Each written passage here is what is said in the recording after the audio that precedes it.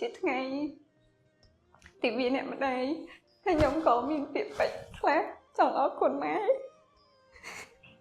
ហើយកូនសុំទោសនៅរឿងកន្លងមកដែល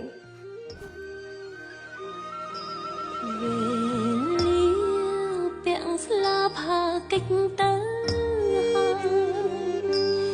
នៅឡើយអ្នកម្ដាយទុនតាំងរងចាំដោយសារថ្ងៃនេះគឺជាថ្ងៃទិវាអ្នកម្ដាយខ្ញុំចង់បង្ហាញពីអ្នកម្ដាយខ្ញុំខ្លះដែលការដឹងគុណ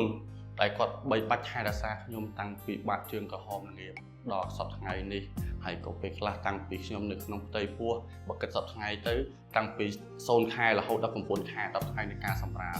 ដោយចាស់តែនិយាយថាដូចការយកដុំថ្មមកស្ពាយជាប់ខ្លួនជារាល់ថ្ងៃរហូត9 ខែ10ថ្ងៃជារឿងមួយថាយូរ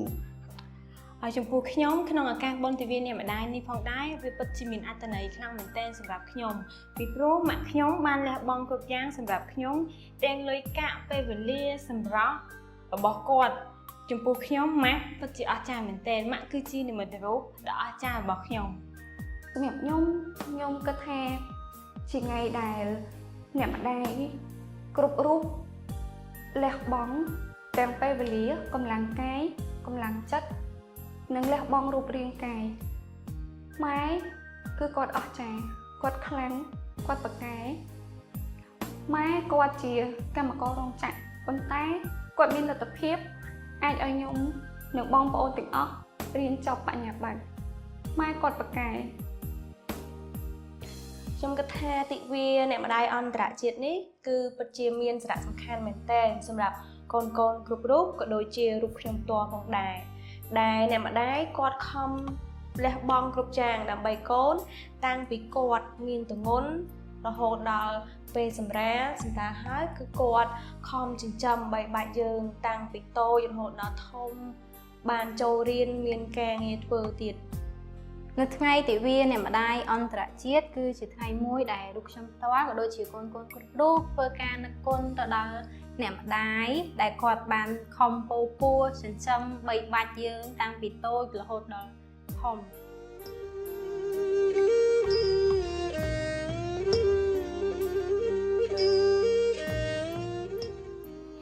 ហើយខ្ញុំមានអនុស្សាវរីយ៍ជាច្រើនជាមួយគាត់អនុស្សាវរីយ៍ដែលខ្ញុំចាំមិនភ្លេចនៅពេលដែលខ្ញុំមានអាយុ7-8 ឆ្នាំខ្ញុំអត់មានកៅអៅស្លៀកពាក់នៅពេលបុណ្យទានហើយគាត់ក៏អត់លុយដែរប៉ុន្តែគាត់សុខចិត្តដកលុយទាំងខ្លួនឯងអត់จะឲ្យទិញកៅអៅខ្ញុំដើម្បីឲ្យខ្ញុំហៅថាកូនមានកៅអៅស្លៀកពាក់ស្អាតជាងគេដែរហើយកៅអៅដែលគាត់ទិញឲ្យចេញពីឈាមគាត់ខ្ញុំពាក់រហូតដល់ខ្ញុំពាក់លេងចូលហើយខ្ញុំក៏មានអនុស្សាវរីយ៍ល្អតូចអនុស្សាវរីយ៍តូចមួយជាមួយម៉ាក់របស់ខ្ញុំដែរតែវាពិតជាធ្វើឲ្យខ្ញុំចងចាំរហូតដល់ខ្ញុំធំដល់ក្តីប៉ុណ្នេះក៏ខ្ញុំអត់ភ្លេចដែរការពីខ្ញុំនៅរៀននៅអនុវិទ្យាល័យដោយសារតែខ្ញុំចង់បានខ្ញុំចង់បានម៉ូតូដែរម៉ូតូហ្នឹងពេលហ្នឹងគឺ Sumer X ដែលខ្ញុំបានទៅប្រាប់គាត់ថាម៉ាក់ខ្ញុំចង់បានម៉ូតូហ្នឹងតែពេលហ្នឹងទូរស័ព្ទរបស់ខ្ញុំគាត់អត់ទាន់មានសមត្ថភាពនៅក្នុងការទិញទេដោយសារតែយើងក៏មានម៉ូតូជិះដែរតែវាមិនជាម៉ាក់ដែរខ្ញុំស្រឡាញ់អញ្ចឹងតែពេលហ្នឹងក៏ខ្ញុំយល់ដែរខ្ញុំក៏អត់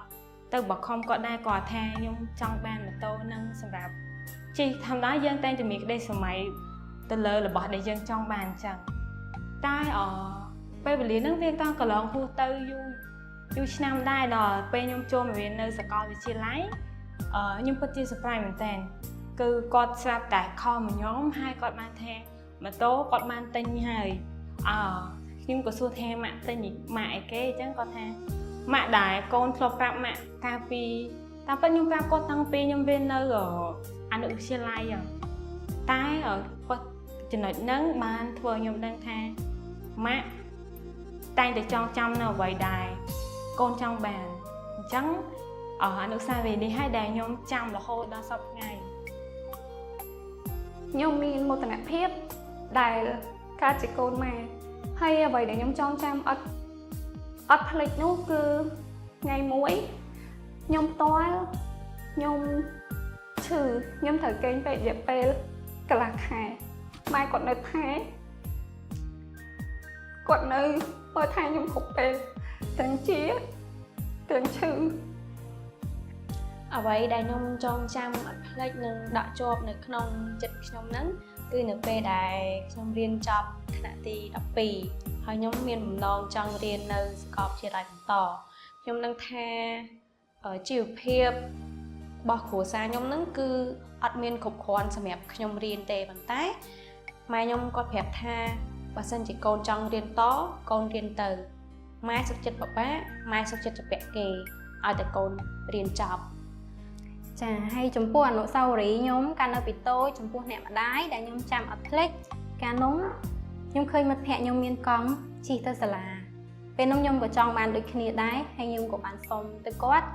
ជីវភាពយើងមិនមានធូរធារដូចគេទេប៉ុន្តែគាត់ខិតខំធ្វើការរកលុយដើម្បីទិញកង់មកឲ្យកូនជិះដើម្បីទៅសាលារៀនមានដូចគេដូចឯងដែរ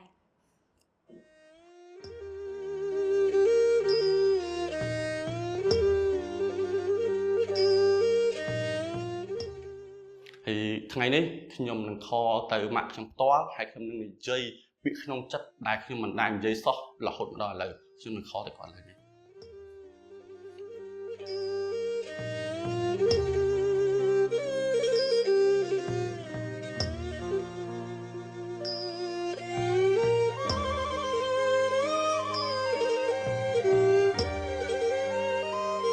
បាទលោកមានសួរម៉ាក់មិនសុខសប្បាយម៉ាក់បាទដោយសារថ្ងៃនេះជាថ្ងៃទិវាម្ដាយហើយកូនចង់បញ្ចេញអារម្មណ៍មួយពិតប្រកបជូនអ្នកម្ដាយហើយយាយកូនសុំទោសផងដែលពីដើមឡើយពីមុនឡើយដែលកូនតែងតែធ្វើឲ្យម៉ាក់មិនសប្បាយចិត្តធ្វើឲ្យម៉ាក់ខ្វាយខ្វល់ចិត្តរហូតថ្ងៃនេះកូនសុំទោសម៉ាក់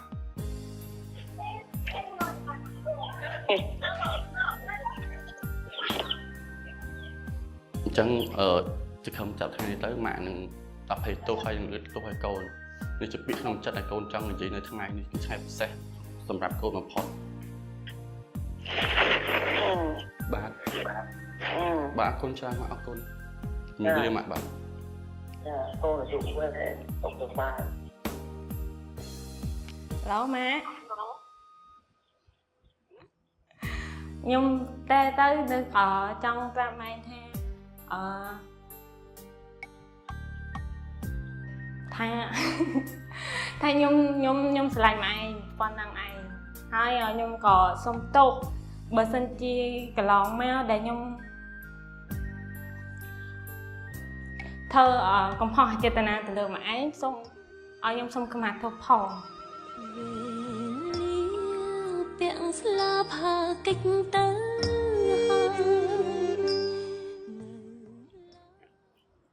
ម៉ែអើយចាខ្ញុំស្រឡាញ់ម៉ែឯងជិះស្រឡាញ់ម៉ែហ្នឹងស្រឡាញ់យូរតែអត់ដែរនិយាយដល់ខ្ញុំនិយាយខ្ញុំស្រឡាញ់ម៉ែ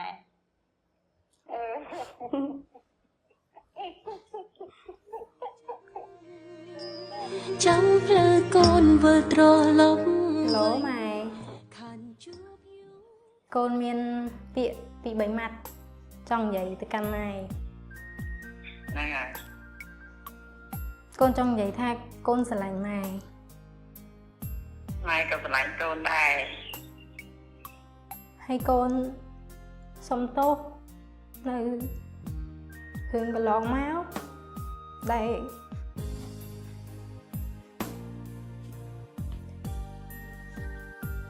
តែពេលខ្លះមានទៅអីទេម៉ែលើកទៅឲ្យកូនទាំងអស់តែពេលខ្លះកូននិយាយពាក្យសម្ដីធ្ងន់ទៅកាន់ម៉ែកូនសុំខ្មាស់ទោសឲ្យកូនមានទោសទេចាអរគុណម៉ែសម្រាប់គ្រប់យ៉ាងហើយអរគុណតែបានចិញ្ចឹមបីបាច់កូនតាំងពីតូចរហូតដល់ធំ កូនចង់ប្រាប់ថាកូនស្រឡាញ់ម៉ែស្លាប់ហើកិច្ចទៅ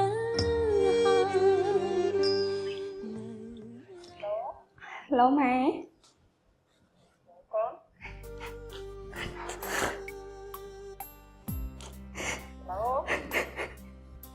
ឡូ ម៉ែពងខៃ